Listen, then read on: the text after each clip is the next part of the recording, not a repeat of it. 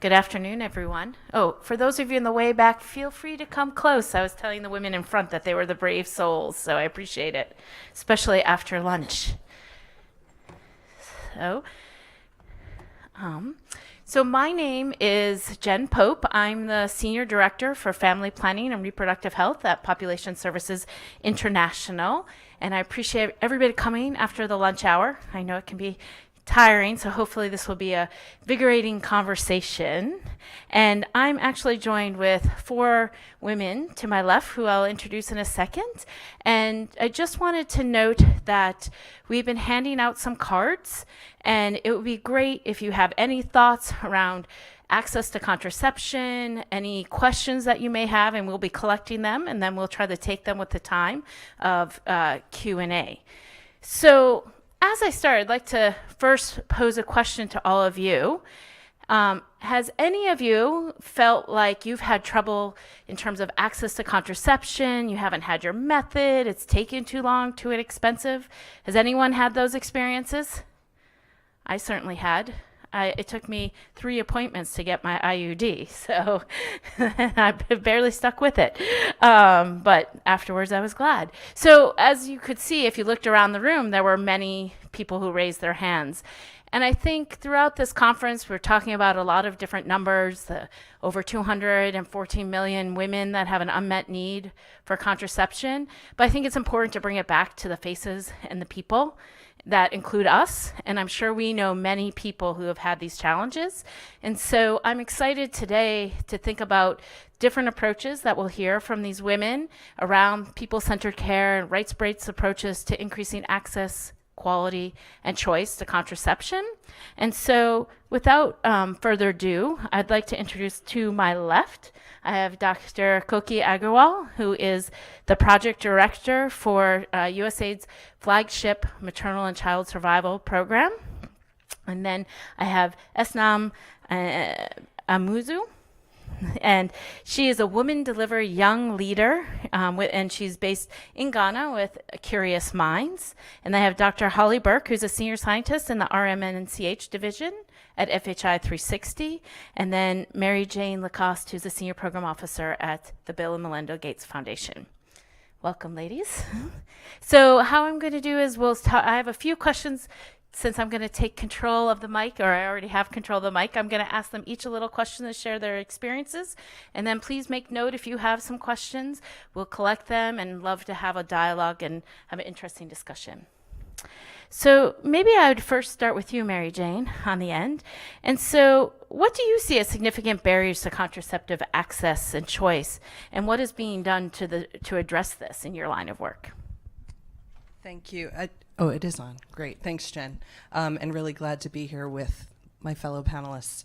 So there were a couple of things that I wanted to touch on, and I think my colleagues here will probably go into a bit more detail on some of those. But looking at barriers that are out there right now in the field, just a few that I wanted to mention. So I think one is countries being able to have the full range of products that are available on the contraceptive market, available at scale within countries, supporting governments to introduce those products or new products in more cost-effective ways. These can often be a heavy lift for governments as they are expanding their method mix to ensure more informed choice. Also looking at the continuum of care for women with regard to when they select a method, how they get supported throughout the life of that method, supporting them with switching should they choose to switch or discontinue. And then the last point that I want to touch on is trusting women more generally, and I'll say a little bit more about that. So again, as we're looking at what's happening in the market right now, and as new or improved products are coming into the market, for example, newer implants, we're looking at different kinds of injectables. There are new IUDs that are on the way. It's important that, I think as a community, that we do make our best efforts to help governments make those products available at scale. A woman can't have true informed choice unless the products are there for her to choose from. So that's really key, and I think it's an area where the Gates Foundation, it's a commitment that we have working in partnership with other donors such as USAID, UNFPA, SIF, DFID, and others to help bring products to scale in those countries, again, to ensure that the woman has the full range that she can choose from and choose what's best for her at that time in her life. As I said, bringing new products into the system can be a pretty heavy lift on governments. We've seen this with the work that's been done on implants over the past couple of years, and the expansion of implant access within various countries in the FP 2020 countries, and what that has meant in terms of a lift of training providers, finding resources to train those providers, adjusting supply chain systems, updating health management information systems. And I think it's an area that, as new products come out, and it is exciting that we do have some new products in the pipeline. I think Holly will talk a little bit more about that this does not continue to be such a heavy lift for countries going forward. And we need to look at ways to make that more efficient for them to get their providers up to speed and get those products out. I think one of the really exciting things, though, about including new products in the method mix is the opportunity for them to catalyze that overall FP system. That it's not just about a product, but it's about expanding method choice. So you need to look at ways to improve counseling across the board. You need to look at ways to improve supply chain and forecasting and quantification across the board, not just related to one specific product. So bringing in a new product or a new method is really an opportunity to catalyze that system, to kind of shock that system, and lift all boats, if you will. This comes back to, there's a paper by John Stover, John Ross, I'm sure you know, in 2013, that said introducing a new method was likely to increase MCPR overall and not just specifically related to that method. And we have seen that playing out, especially with the implants work that's been done over the past few years. On the continuum of care, I think it's really important that we need to look at not just, and this is particularly for LARCs, so implants and IUDs, that we don't just focus on the insertion, but that we're also looking at removal. And we're looking at that support for that woman needs over the life of her implant. We know that there are bleeding changes. Oftentimes in initial counseling, that's not covered well. It may lead a woman to come back to discontinue, but if she can be given that information up front and improved counseling, but also she has the right to have that implant removed at any time that she wishes, and that capacity needs to be placed to do that.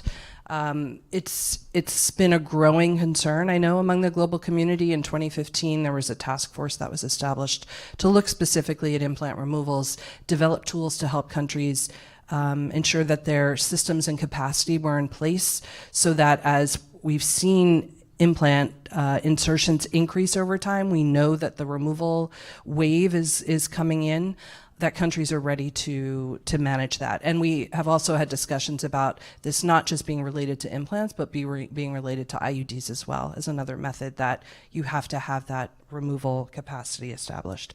And then I think the last point that I just wanted to raise is, as we are dealing with health systems that seem to get more and more constrained, we need to be thinking more innovatively about how we can put women at the center of care, how we can enable her decision making and her autonomy to make her own decisions about what works best for her at that time in her life. And I know the community is doing a lot of great thinking right now around self-care. We're seeing a lot more digitally enabled and low-tech solutions to get information out to women, and counseling services out to women. So certainly not to diminish from the quality of care that would still be needed, but there are opportunities now with many products that are coming out where women would be able to make those decisions for themselves. So trusting women that they will make the best decisions for their reproductive health care, provided they have the necessary information that they need, and that there are systems in place to support their autonomy and do not compromise the quality of care. And just as an example here, I think DMPA, the subcutaneous form of DMPA, is an opportunity where you can have women literally take care into their own hands. Thank you, Mary Jane. I think it's really interesting how you gave a couple of examples of offering quality choice and access. It's not just about the contraception uptake, but also thinking about the systems around that. And then as we reach the life cycle of a method, what do you need around that? And also, as you talked about innovation, that actually made me think with Koki, the work that you've been doing, you often talk about innovation as being disruptive. And then sometimes it's just flipping something on its head. And I'm wondering if you could talk a little bit more of some of the examples in your work that are relevant to our work here, our discussion here. Yeah, thank you, Jen. I think it's really important to think about, when we think about innovations, it's not just a gadget or a tool, but it's also a system, or just flipping, as you said, like looking at something that we've been doing in a certain way, but if we flip it or do it differently, it can actually enhance the quality and access to methods or our services. So one example that we have is the work that we are doing in India, where unfortunately there was tragic deaths of women during as part of the sterilization camps. And female sterilization still remains one of the most popular methods in India in terms of their method choice. So we were asked to think about how we can enhance quality and make sure that we are looking at this in a systemic way so that women are getting quality services, but also the system is able to respond to the needs and the demands from what the needs are from the women. So we worked with the community health workers, ASHAs, to make sure that they are able to work with the women to develop a scheduling system so that women were going to get a scheduled appointment for when they could have their sterilization done at the facility level. And also at the facility level, we made sure that there was, on those days that were designed as part of the calendar system that was developed using digital technology, that they would be able to have the full team available to provide the support and do an optimal level of number of manageable cases during that time.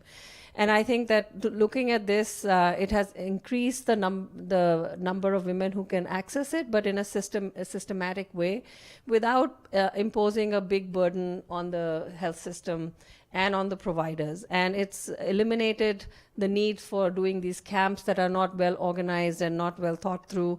And some of the time, women wait for hours to get their service. But this way, they can have a scheduled appointment. It's optimized in terms of when they can go and when they can leave, and they have the full service available. So thinking through what we could have done differently so that they get better quality, and we eliminate and make it a safe procedure, and no woman goes away with any infections or any challenges. I think similarly, looking at how we can think of, we've thought of postpartum family planning as an innovation for many years now.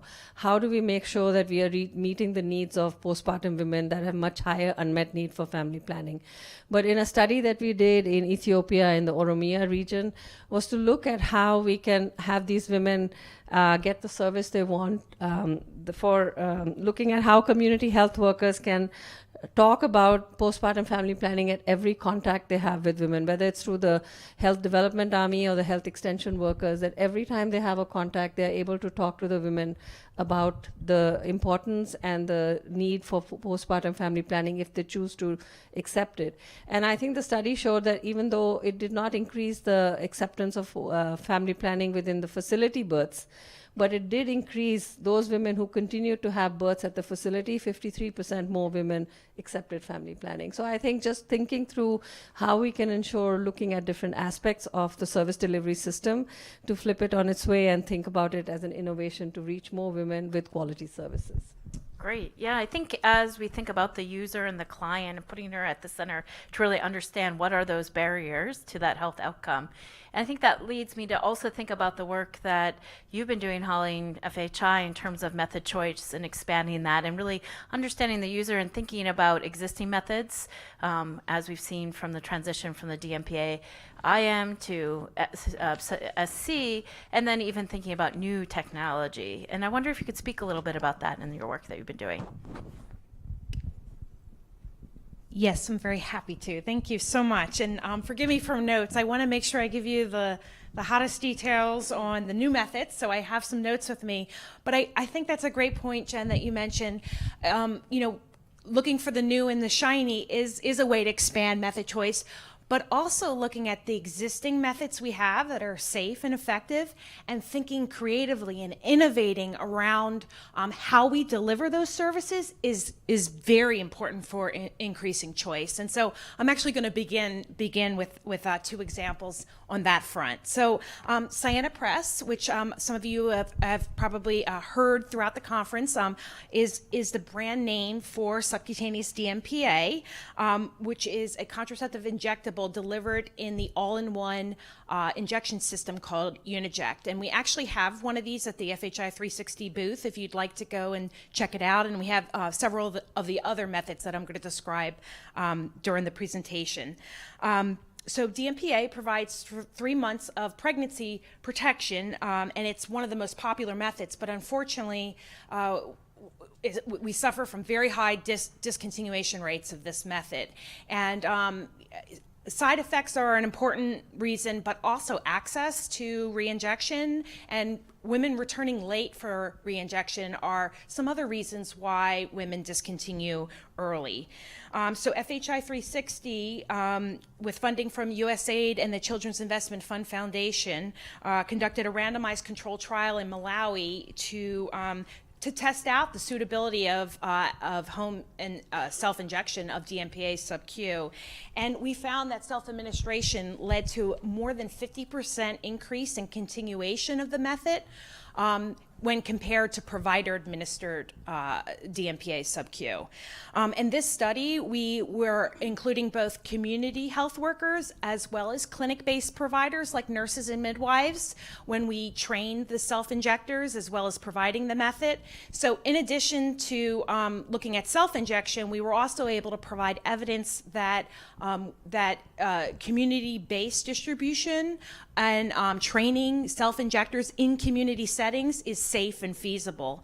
And so the impact of these findings, which have also been supported by other research in other settings, is that by changing or innovating the presentation and the delivery of existing methods and giving women control over their use of the method, we can actually help women and couples better achieve their goals, their fertility goals, and their health and overall goals. There's actually another example I want to highlight in this vein, and that if we think about it, the hormonal IUD, while it's popular in developed countries like the U.S., if you think about all the FP 2020 countries that we have, it is not at scale in any one of them. And this is a method that's been around for 30 years. It's highly effective.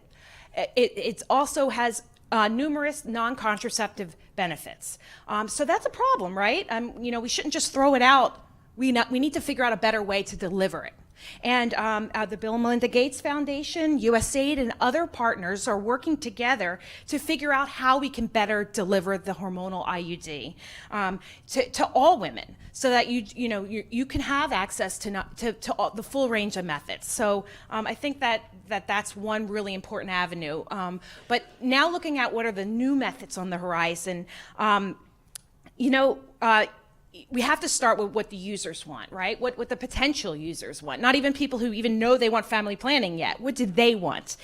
So using human-centered design approaches, FHI 360 and collaborators are working to extend the duration of injectable contraceptions, since women and providers have told us that they want a longer injectable. Right now, several formulations of different hormones are being considered, and they're targeting 6 months of contraceptive effectiveness, as well as they are requiring these new injectables to be self-injected based on the value added that's been seen with DMPA sub-Q.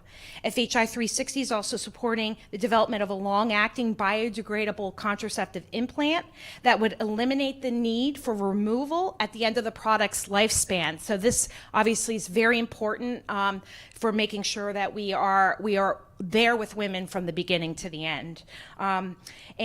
Researchers are targeting a duration of around 18 months for these biodegradable implants with a rapid return to fertility, which is another characteristic that we're hearing from women is very important to them. Another method that I want to be sure to talk about are the microarray patches, or sometimes called micro needle delivery system. And these would provide long-term contraception when applied to the skin. So biodegradable needles, which are less than 1 millimeter in length and thinner than a piece of hair, are attached to a small patch about the size of a coin. And when the patch is applied to the skin and then peeled off, just like a Band-Aid, it leaves behind the microneedles in the skin. And they're targeting for those hormones to provide 3 to 6 months of contraceptive effectiveness.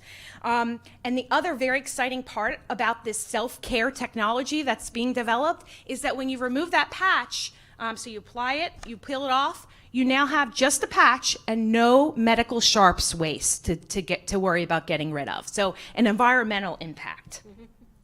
I also want to mention there are new methods for men on the horizon as well. For example, researchers from the Population Council in collaboration with the U.S. National Institute of Health are evaluating the acceptability and efficacy of male contraceptive gel that works through hormonal suppression of sperm production. And there's also non-hormonal approaches that are in the very early stages of development that are exploring the unique genes expressed in the male reproductive systems as target for contraception. So it's a very exciting time for contraceptive technology and innovation. So that's just a few. Just a few. Just a No, it's very exciting, especially thinking about that user and what are their issues, what are the design principles, and thinking through new methods or even revising existing methods that are very effective. And I think when we think of the user, Esnam, I'd love to hear more from you because you've been doing some exciting work in Ghana and launching a program called My Teen Life. And could you talk a little bit about that and how it's been disruptive within your own country? Thank you very much. And hearing Holy talk, I only hope that when all of this happens, they are easily accessible, especially by adolescent girls and young people, because far over time we have left them behind. And if we are talking about leaving no one behind, then as they are talking women, I hope that adolescent girls are also part, and so we won't leave anyone behind. And so back to your question, like for me personally, growing up in a slum, but then in a big city in Accra, I had little access to sexual and reproductive health. But fine, later on in life, I was a bit privileged and got mentored and all of that. So when I became an advocate, one of the things that I realized was that accessibility for young people, especially adolescent girls, was very limited. And so they were the group that usually had stigma. They couldn't go to the health sector. The culture told them that you're an adolescent, you can't have sex. But then times had changed, and these adolescent girls were all sexually active. And our country kept recording high rates of teenage pregnancy. In 2015, we hit a target of 750,000 teenage pregnancies as a country. Like, that was dead bomb. So it happened like that. And then we were trying to educate young people and say, you should access, and then we were also advocating to health providers and policymakers that the environment should be friendly. We need youth-friendly services and all of that. But one thing that struck me around that time was that I was in a city, and access to contraceptives for adolescent girls in the big cities was difficult. What about those who were in places we call the rural areas, the places where they were hard to reach, the places that did not have electricity, the places that did not have good roads, the places that you had to walk a mile before you see one health center? So what happens to them? And so that was how come My Teen Life was birthed. Because for me, I felt that if even those in the cities where we have the big health centers, we have everything, and we were fighting had challenges. Then these people were really facing more and bigger challenges. And so for my teen life, our target at the time was, first of all, even to get information to these young girls, these adolescent girls, because the first point of even deciding to demand for a contraceptive as a girl or as a woman was the information you have. And so if you have information, then you can say, this is the choice I want to make. If you have bad information or you don't even have, then you know that there is no point in even asking for something that is your right, that you should have. And so that was how my teen life was birthed. For us, we wanted to reach adolescent girls in rural communities, because these girls also deserved everything that we were talking about, but they were hard to reach. So when we started, it was getting information to these girls, and that was how we started. But then we realized that the supply chain was very big. The gap, like, you tell this girl and then we educate on their sexual and reproductive health. But then in that same community, they don't have a health facility. So then the girl has information. The girl has been empowered to make the choice. But where is the service? So it was, then we had to go to the next stage of trying to see how best we could help with providing access to service providers, or getting them aware that this is where you can get service if you want. And it was very difficult because some of the communities that we worked in at the time, you have to walk like a mile or two before you hit the service, the nearest facility. Then you get to the facility and the facility says, we have run out of commodities.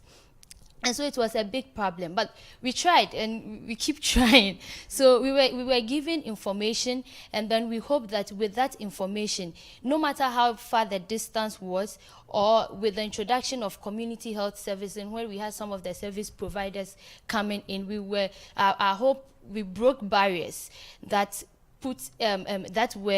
or prevented these girls from accessing the services that they wanted to get. And so we were able to direct them that you have a right, you can go, because it was also in these communities that patriarchy and cultural norms were very strong. And so a girl is growing up and she doesn't have her parents talk to her about her sexuality, because it is a taboo. You can't, if you tell her, she would go have sex, and so you don't have to tell her. But then by age 15 she's a mother, and you wonder how she got to know about sex. At that 15, she has dropped out of school. At that 15, she has a child with no skills, with no economic ability to provide for that child. She grows up. At 30, she can't even provide for her child. Her 15-year-old child would also want to provide herself, and we have the whole cycle of poverty continuing. So we realized all these linkages, and then in our own little small way as young people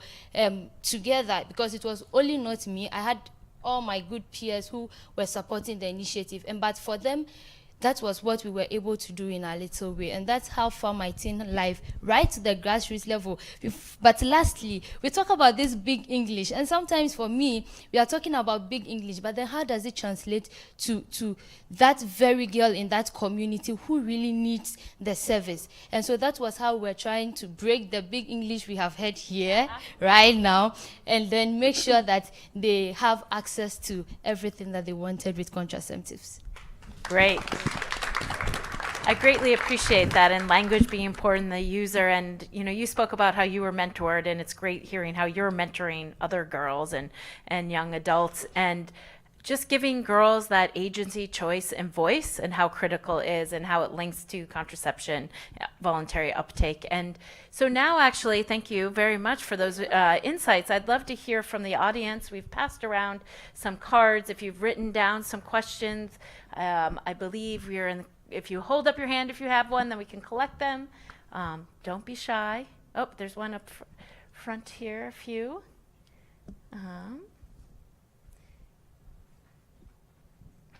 Maybe as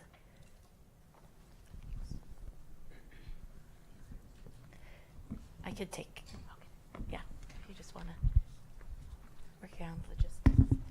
Thank you.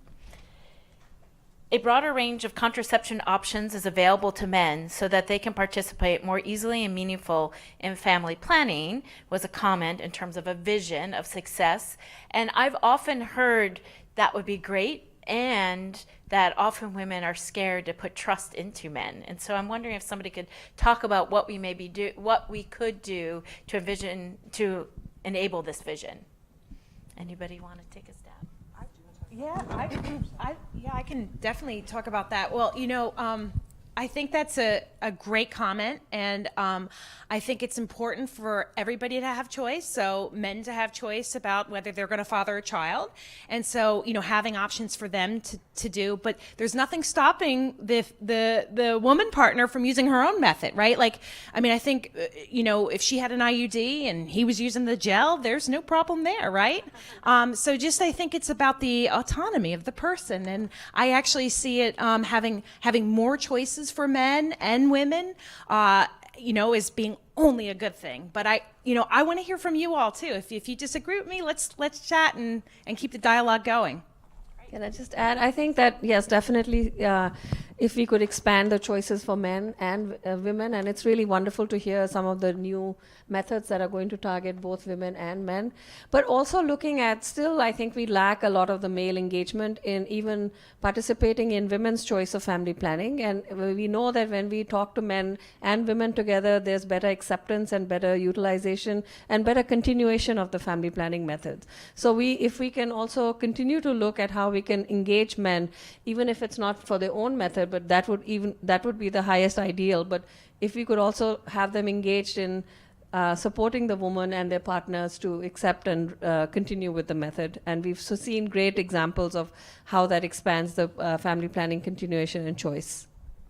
That's great. And I've made a mental note that it's important that we add a man the next time to our panel. It's like, but it's certainly thinking about those design principles and what it means for men and women as well. And as we think about that, someone has mentioned that their vision is that contraception is recognized as a human right. And what will it take for that to happen? Any thoughts? I think, sorry. Hello. Okay, so I think that it will take to keep pushing the agenda, because then now we have started, because we are saying that access is a human right, and that is why everyone, especially when they have made that choice that they need it, should have access to it, and it should be provided. And so that means we cannot stop pushing, and so we need to push, and then we need to get everyone involved. Just like we have mentioned the male engagement, over time we realized back home sometimes a woman says she wants to have a contraceptive method, and the man says no, you cannot have it, and then she doesn't go for it because this is the person whom, like, he has a I don't know if authority over her, which shouldn't be. She should have that choice. She should have that power to make the choice whether she wants. And so it involves also engaging the stakeholders more, making them understand that everyone is involved. I think those are my points on that. Mary Jane? Yeah, just to add to that, and those are great points, Asnam. The more I think that we can do to disrupt the current care paradigm that we have, and moving more towards self-care and enabling women to have more control over their choices, easy thing, right? But if we can start building a community around that shows that this is effective and powerful, and governments can see that this leads to longer continuation rates, so long run, less money, better for women. I think that is also an important part of an approach that we should consider as we're looking at making it more of a human right issue. And if I may add, I think that we need to make that really a reality. We have to eliminate the policy barriers and make sure that they're following the policies so that they are able to get women to do self-care or take their own choice, and young adults to not be discriminated against when they go and try and get a contraception, especially for unmarried young adults. And I think that the providers are also, we have been addressing the provider bias that exists in the system. It may not be for all methods, but definitely they sometimes can limit access to certain methods that may be the choice of the woman. So we need to continue to work on those policy barriers and the provider barriers. Great. And somebody wrote that their vision would be that contraception makes you feel good. So putting the sex back into sex. And I wonder if you could speak about that, because it's true. Often when we're talking about conversations, you forget about pleasure and why people are having sex. And hopefully it's in a respectful way. And I know not always, and it's not always choice. But can we talk about some fun around contraception? Anybody have any insights? Thoughts? I don't know how fun this is, but I think there's a lot more thinking that's going into this has always been on the agenda, but I think a lot more serious thinking and research going into the whole side effects issue. And if we can come up with products that are as effective as hormonal methods as we're seeing, but do not have any of those that can be non-hormonal and or minimize the side effects to women, I think that's really important. We can't be satisfied with the suite of products that we have now. There are good products, and I think Holly mentioned that. There's a lot of good products that are out there, but we shouldn't consider our job done with what we already have. There's more we keep hearing from women. It's the side effects issue that's leading them to discontinue, or it's the side effects issue that's leading them from even considering a method from what they've heard from their sister, their friend. So again, that's not a super fun way of looking at it, but I think it's a critical piece. Well, one fun way would be maybe if you had a side effect that you had an orgasm. That might be. That is bold, Jen. Could you work on that on decades? I'll see if I can get that in our next strategy. Yeah. Perfect. Well, speaking of R&D, what one person asked is, what advocacy is needed to increase R&D, and to whom do we need to do more of this? Well, I would say that, we have one donor sitting right here The hot seat. who does support a lot of R&D, and I think that USAID and others have also traditionally supported R&D. But as we've heard from this panel, that we need more of it and more choices, and I am really delighted to hear that Bill and Melinda Gates Foundation is talking about continuing to support more choices. So that's really great to hear, and I think we need to make it a part of the broader discussion, not just within the health, but also looking at outside of health and other investment sectors. Yeah, and I think also as we think about innovation around R&D, Holly, you spoke about the fact that the hormonal IUD has been out there, but yet it's still not quite at that tipping point and broad use. And so I think twinning R&D with also the delivery is certainly key, and that client experience and driving from the user is certainly important. I don't know if you had anything to add. I think it's a great point. And one of the big barriers to getting the hormonal IUD out to developing countries has been cost. And so I think Bill and Melinda Gates and USAID and the other donors have been really thoughtful in pairing up the R&D with thinking through the regulatory and the pricing strategy from the get-go. And I think that the methods that we're going to see coming out on this next wave are going to be getting to your neighborhood. I do believe that, because the research around drug profiles and delivery and that stuff is being paired with the regulatory, the pricing structure, finding the southern partners to make sure that there's not only one supplier and things like that. Yeah. Yeah, and I would say, that's for the foundation. That is a commitment that we have as we are looking at R&D, as we're currently looking at currently available methods. What constitutes a healthy market? You can't have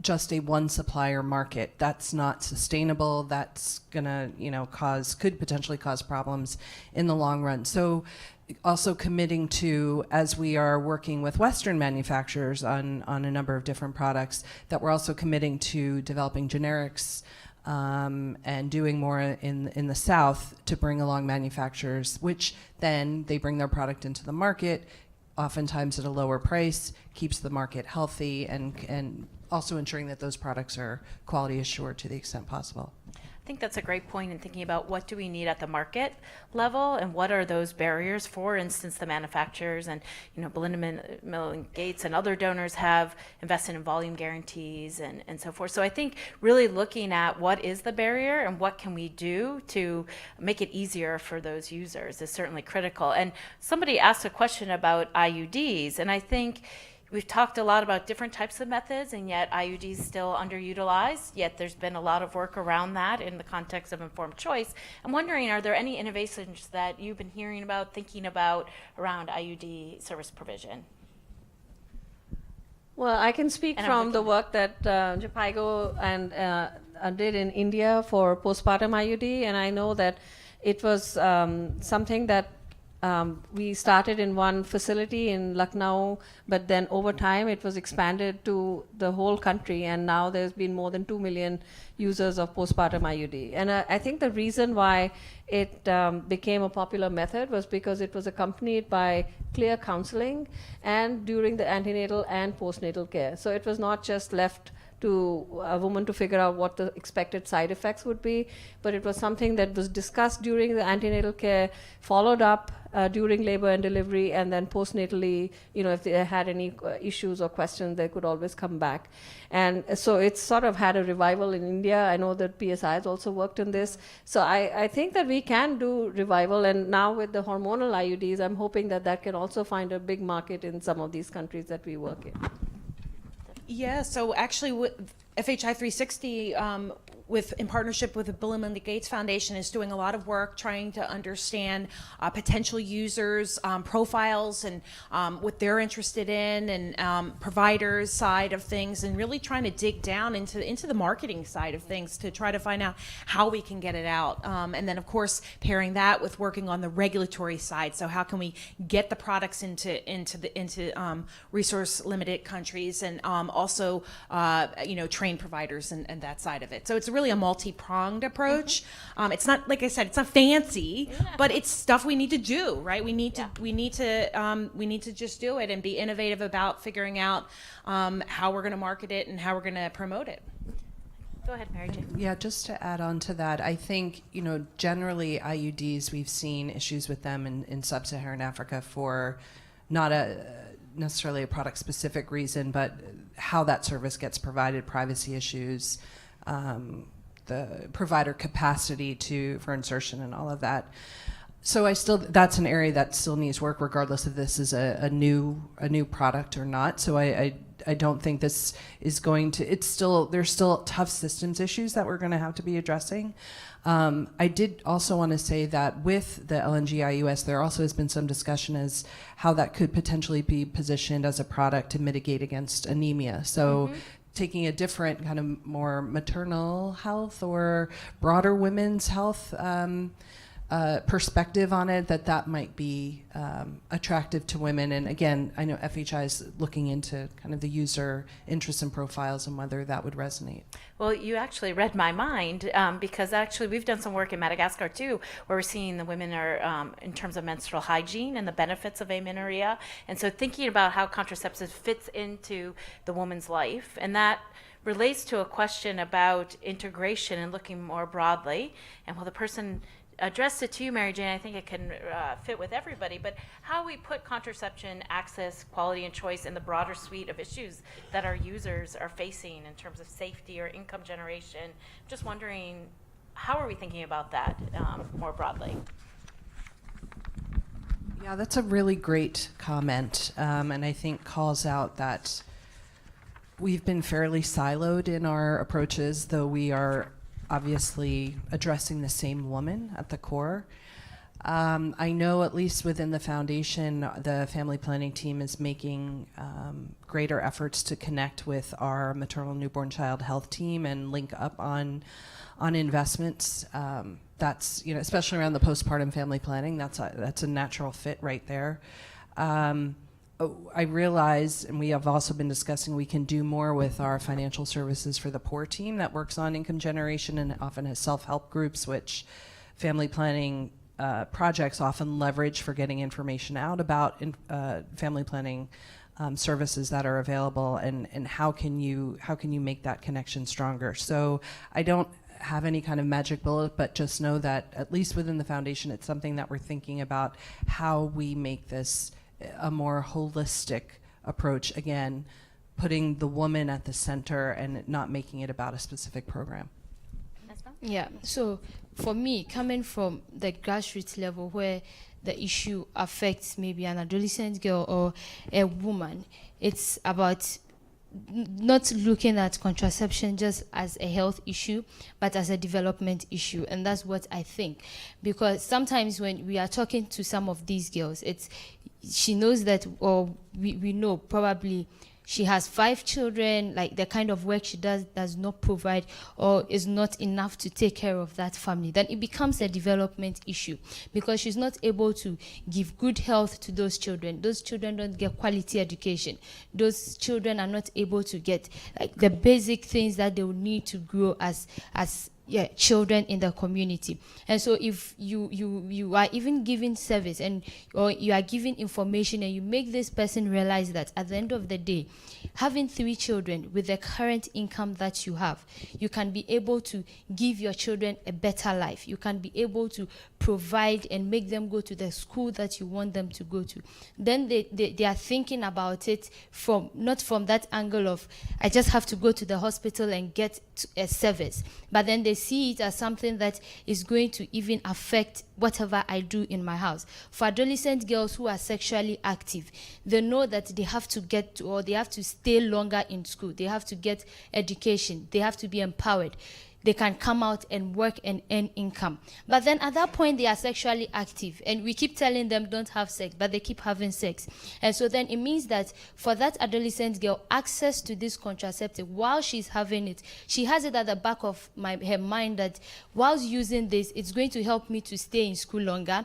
It's going to help me to become empowered. It's going to help me to contribute to the development of my country because I pay tax, and that is how my country is developed. So whilst giving service, I think that we should also look at it and make people understand that it's not just about a health issue. It's not just about going to the hospital and getting an IUD. And like she said, it's not just about probably just inventing a new kind of a new method, but then it's about how economically, how everything is interrelated. That's great. And I think some of the work that we've done through our Adolescence 360 program, we found, first of all, women often, girls won't say that they're sexually active. They often will say, he's having sex with me, and that they do want to preserve their fertility, and that actually the concerns they're thinking about is just, right, how do I get some skills so that I have some financial safety, and how do you weave in contraception holistically within that? And I think, as you mentioned, working with and through adolescents is key to designing programs that meet their needs.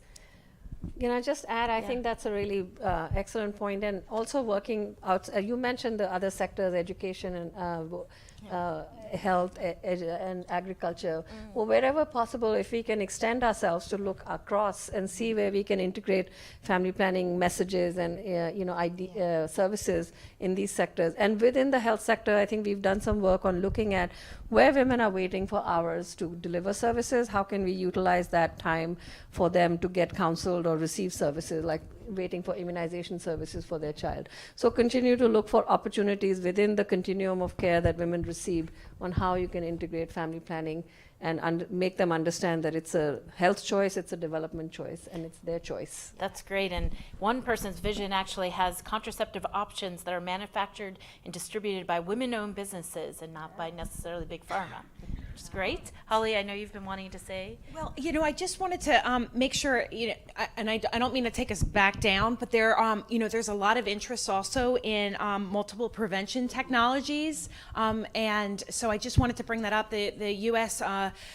NIH is supporting a lot of different efforts there because we know that women and girls, they think they want both. They want to get their contraception and prevent HIV and other STIs at the same time. So there's a lot of work on that through rings and other options. So it's on the horizon, but I think people know that women aren't just their contraception. They're not just thinking about that. They're way more than that, and they're way more than even health. Yeah, I agree. And, somebody put as their vision of thinking about how HIV is that we do away with the stigma and thinking about that. And go ahead. I just wanted to say, while I think we're all waiting for the echo results to come out, and it should be imminently, but regardless of how those results turn out, I think one thing that has really brought to the fore is how we do need to be spending more time on improving the quality of counseling.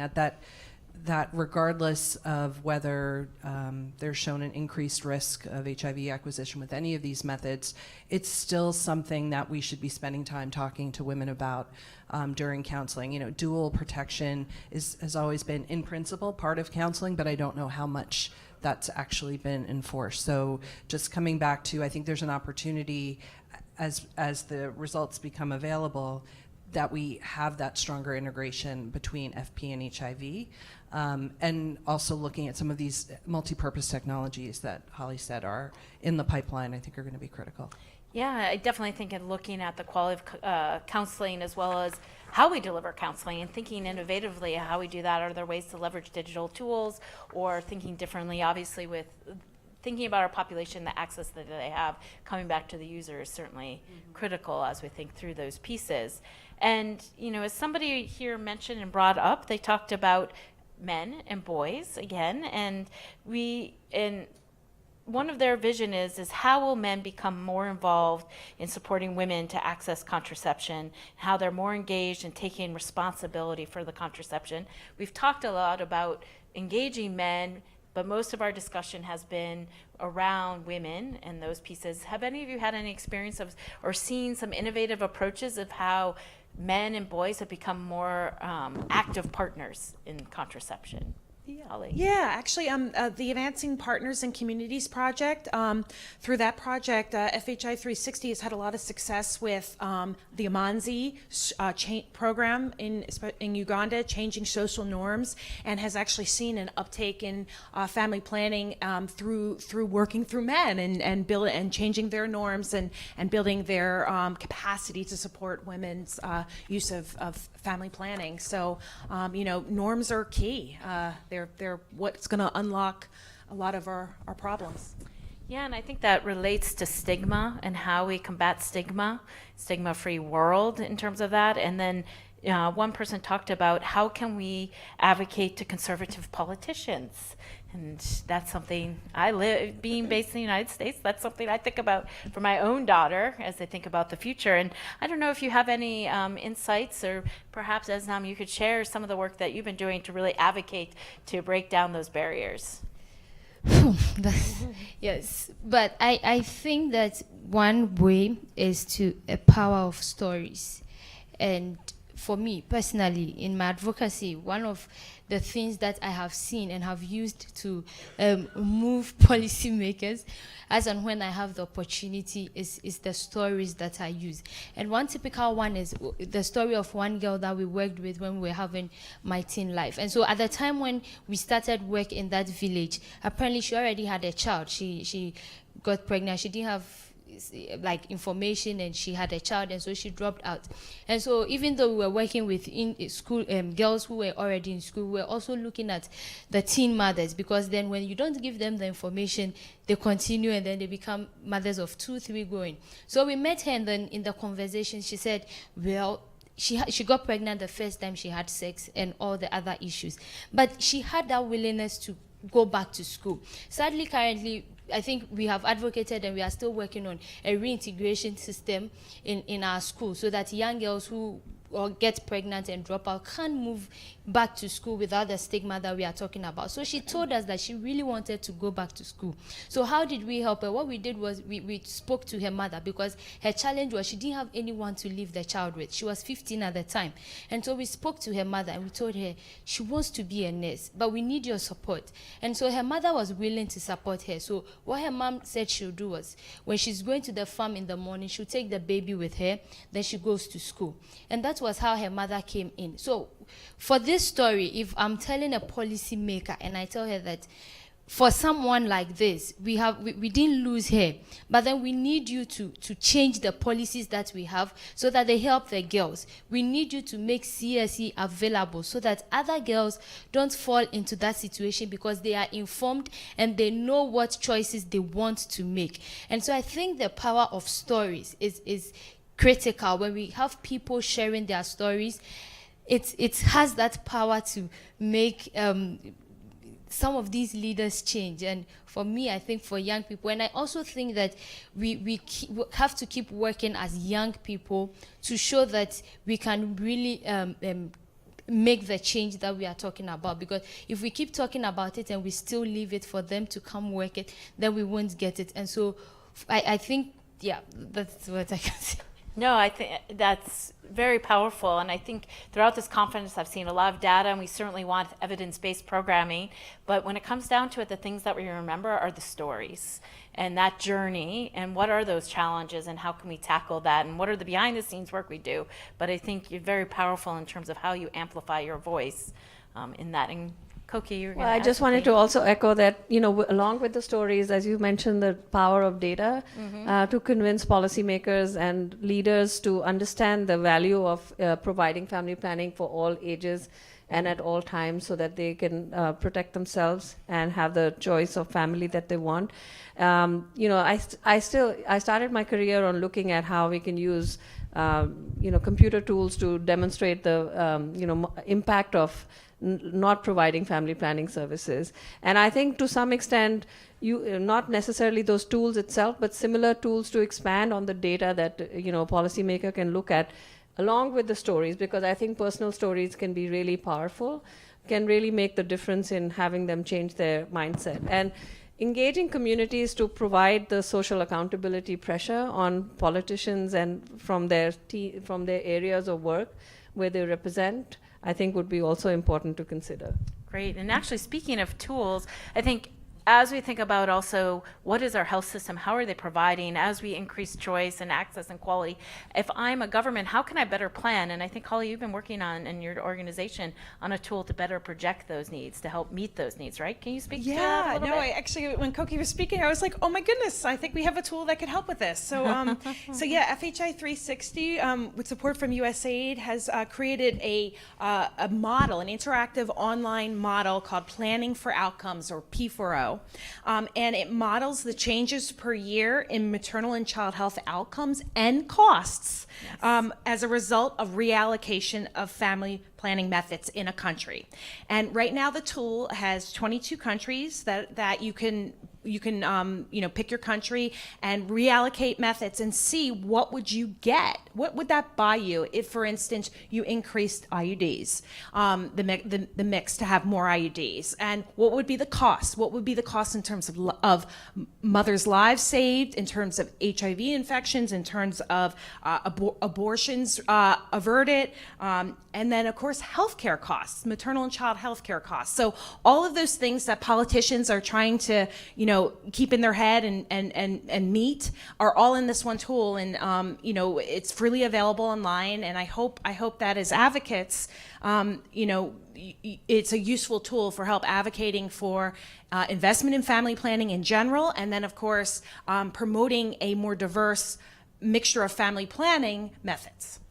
Great. Well, I know we're just about at time, but I really want to thank you, ladies, for sharing some insights. Thank you, some highlights, some progress we've made. Certainly have a ways to go as we think through what do people need that fits within their lifestyle, and really encourage everyone to continue this dialogue and share both what's worked well and I think also failures. Too often we don't talk about what hasn't worked, and the more we can share that helps us get better and meet the needs of everybody. So thank you all very much.